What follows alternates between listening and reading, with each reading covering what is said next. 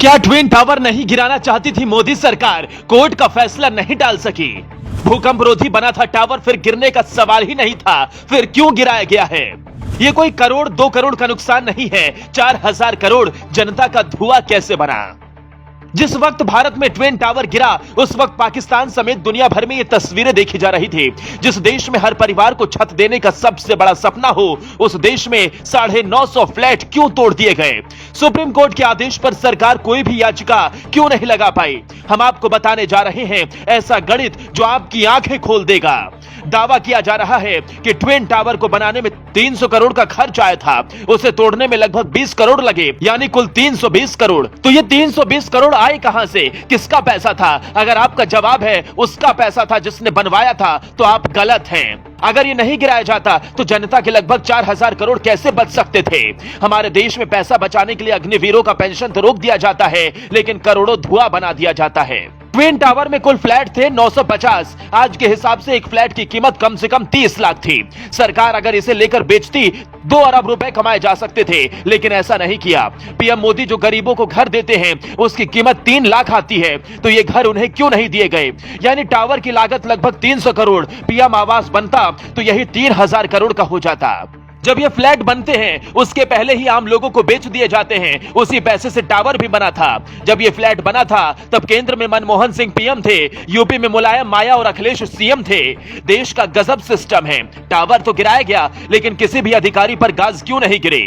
Super truck builder की तरफ से जवाब आया कि उसे फर्क नहीं पड़ता, हमारा काम नहीं रुकने वाला है।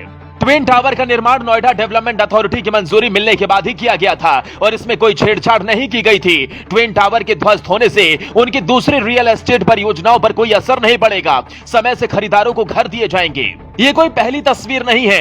गांव में लोग घर बनाते हैं और भाई भाई के बंटवारे में घर गिरा देते हैं। फिर जब यहां गिरा तो हम सवाल क्यों उठा रहे हैं? पहले तो सुप्रीम कोर्ट को यह पता करवाना था कि जिस अधिकारी ने यह पास किया वो कहां है। फिर पता करना था कि सरकार में यह भ्रष्टाचार का टावर खड़ा हुआ। फिर पता करवाना था सरकार की इसमें भूमिका क्या थी, क्योंकि यह टावर 1-2 साल में नहीं बना है। 2004 में जमीन आवंटित हुई और 2012 तक काम चलता रहा। मतलब कई साल, कई अधिकारी, कई सरकार, लेकिन क्या कोई जिम्मेदार नपा नहीं?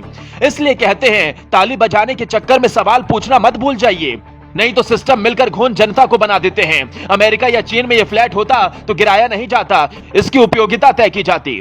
मीडिया ने भी ट्विन टावर पर चढ़कर रिपोर्टिंग की, पर जनता का सवाल नहीं पूछा। जनता को समझ में नहीं आया, जिस देश में भूख को मिटाने के लिए मोदी सरकार मुफ्त में राशन देती है, उस देश में हजारों करोड़ धुआं क्यों बना दिया गया?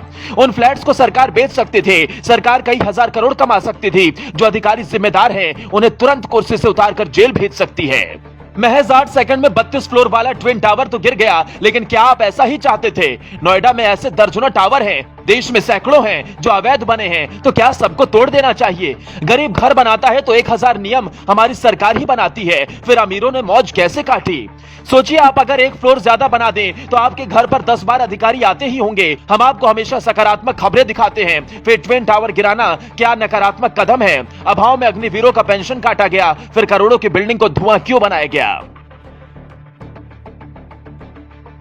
Bureau report, global Bharat TV.